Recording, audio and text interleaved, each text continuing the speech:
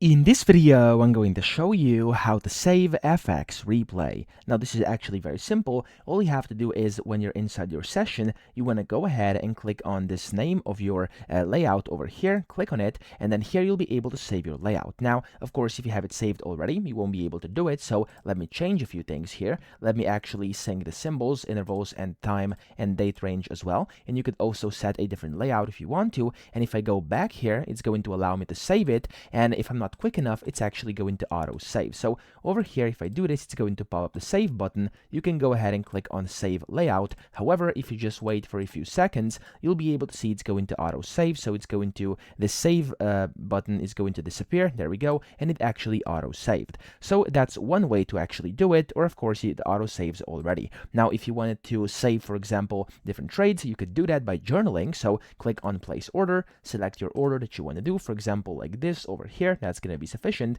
And you can go ahead and click on save and journal. And then you can save this to your journal over here.